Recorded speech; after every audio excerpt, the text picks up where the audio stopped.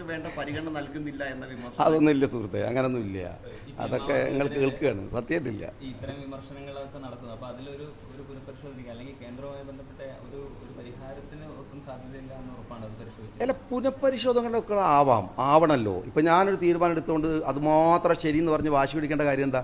പുനഃപരിശോധന നടത്താം, തിരുത്തേണ്ടത് തിരുത്താം. അതൊക്കെ അല്ലേ ഒരു ജനാധിപത്യം എന്ന് പറയുന്നത്. അല്ലാതെ മഹാരാജാവ് തീരുമാനിച്ചാണെങ്കിൽ ബാക്കിയുള്ളവരൊക്കെ അംഗീകരിച്ചോളം എന്ന് പറഞ്ഞാൽ 10 കൊല്ലമൊക്കെ കഴിഞ്ഞില്ലേ.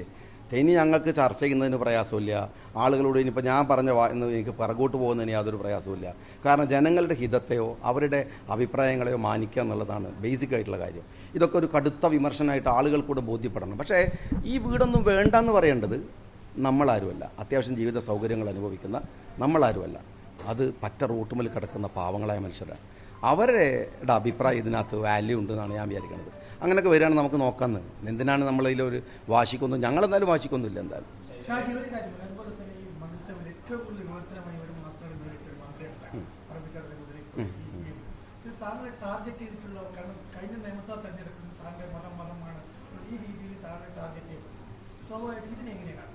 ഇല്ല, ഈ സിനിമയിൽ പറയണത് എവിടെയെങ്കിലും ഒന്ന് ഉറച്ചു കാസാന്ന് അറിയില്ലേ, അതുപോലെ എൻ്റെ കാര്യത്തിൽ എവിടെയെങ്കിലും ഒന്ന് ഉറച്ചിക്കണം. ഒന്നുകിൽ ഞാനൊരു മുസ്ലിം വർഗീയത പറയണം, അല്ലെങ്കിൽ ഞാനൊരു RSSകാരനാണെന്ന് പറയണം, അല്ലെങ്കിൽ ഒരു മോദി ഭക്തനാണോ, ഇനി അതല്ല തങ്ങൾ ഭക്തനാണോ എന്നൊക്കെ ഒന്ന് തീരുമാനം എടുക്കണം ആദ്യം. അതപ്പം എൻ്റെ ഒരു പ്രശ്നം. ആളുകളിങ്ങനെ പറയുന്നു. പക്ഷേ അതിനകത്ത് ഈ വിമർശനത്തിൽ ഞാനങ്ങനെ 5 കൊല്ലവും ഇനി മന്ത്രി ആവുകയാണെങ്കിൽ ഇതൊക്കെ ഡിഫൻസാണ്, ജനങ്ങൾ തീരുമാനിക്കേണ്ടതാണ്. അങ്ങനെയാണെങ്കിലും ഞാൻ ആ വിമർശനങ്ങൾ ഏറ്റുവാങ്ങേണ്ട ആളാണ്. ഒരു 10-18 കൊല്ലമായിട്ട് വിമർശനം മാത്രമല്ല, എൻ്റെ പുറകിൽ പോലീസും ഉണ്ട്. ഒരു 3 പോലീസുകാരുടെ അകമ്പടി. ഇപ്പോൾ മന്ത്രിയായപ്പോഴല്ല, 18 കൊല്ലമായിട്ട് എനിക്ക് പോലീസ് പ്രൊട്ടക്ഷൻ ഉണ്ട്. അപ്പോൾ അത് ഇതിലൊരു കുഴപ്പമൊന്നും എനിക്കില്ല. ഇപ്പോഴും ഞാനങ്ങനെ. പിന്നെ ഇതൊക്കെ ഞാനൊരു കാര്യം പറയാം. ഇപ്പോൾ നിങ്ങൾ എൻ്റെ മുമ്പിൽ നിൽക്കുന്നുണ്ട്, ഏതെങ്കിലും ഒരു പത്രക്കാരുടെ ആനുകൂല്യത്തിൽ വളർന്നു വന്ന ആളല്ല ഞാൻ. കാരണം എൻ്റെ വീട്ടിൻ്റെ മുമ്പിൽ 24 മണിക്കൂറും പത്രക്കാർ ഈടി വരുന്നതും പോകുന്നതും നോക്കുന്ന സമയമുണ്ട്. ഒരു പത്രക്കാരുടെ ആനുകൂല്യത്തിൽ വളർന്നു വന്നല്ല. അങ്ങനെ വന്നവർ ചിലപ്പോൾ പേടിക്കും.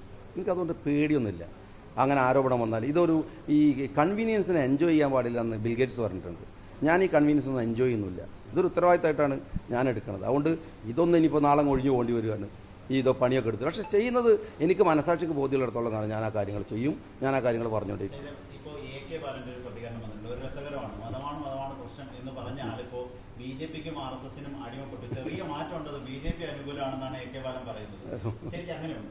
അല്ല, ഈ ബാലേട്ടനാണ് മാറുന്നതെന്ന് മൂപ്പർക്ക് മനസ്സിലാണില്ല. മൂപ്പര് തെരഞ്ഞെടുപ്പ് സമയത്ത് പറഞ്ഞ് ഇയാൾ ഭീകരനായ മുസ്ലിമാണ്, ശ്രദ്ധിക്കണം എന്നാണ്. ഇപ്പം അദ്ദേഹം പറയുന്ന അയാൾ ഭയങ്കര RSS ആയി എന്നാണ്. മാറുന്നത് ഷാജിയല്ല, മാറുന്നത് ബാലേട്ടനാണ്. ഉണ്ടല്ലോ, ഉറപ്പായിട്ടുണ്ട്. ഞാൻ സത്യപ്രതിജ്ഞ ചെയ്ത് അധികാരത്തിൽ വരുമ്പോൾ പ്രതിപക്ഷത്തിൽ നിന്ന് പോലെ സംസാരിക്കാൻ പാടില്ലല്ലോ. അതൊരു കോമൺ സെൻസ് അല്ലേ, അതൊരു മര്യാദയല്ലേ. നമ്മളെ ജനങ്ങൾ ഇവനെ ഇത്രയൊക്കെ പറഞ്ഞ സ്ഥിതിക്ക് ഞാൻ ഇതുവരെ പറയല്ലേ. കാരണം എനിക്ക് റെസ്പോൺസിബിലിറ്റീസ് ഉണ്ടായിരുന്നില്ല. ഇപ്പം വലിയ റെസ്പോൺസിബിലിറ്റീസ് അലയുണ്ട്. അപ്പോൾ ഞാനങ്ങനെ പഴയ പോലെ വർത്തമാനം പറഞ്ഞ് കുറേ ആളുകളെ വിമർശിച്ച് അങ്ങനെ നടക്കേണ്ട സമയമല്ല. അത് തിരിച്ചറിയില്ലെങ്കിൽ പിന്നെന്തിനാ രാഷ്ട്രീയം, പിന്നെന്തിനാ സാമാന്യ ബുദ്ധി. ഞാൻ പറഞ്ഞു എന്നാൾ മദ്യത്തിന് വീര്യം കുറഞ്ഞല്ല നിങ്ങളുടെ പ്രശ്നം, എനിക്ക് വീര്യം കുറഞ്ഞൊന്നുള്ള പ്രശ്നം, പത്രക്കാരുടെ പ്രശ്നം. അപ്പോൾ ഇതിൻ്റെ കുറച്ച് വീര്യം ചിലപ്പോൾ കുറഞ്ഞിട്ടുണ്ടാവാം. കാരണം അധികാരം അല്ലെങ്കിൽ സത്യപ്രതിജ്ഞ ഇതൊക്കെ നമ്മൾ അലട്ടുന്നൊരു വിഷയമാണ് സത്യം പറഞ്ഞാൽ. അതുകൊണ്ട് കുറച്ചൊരു അങ്ങനെ തന്നെയാണ്.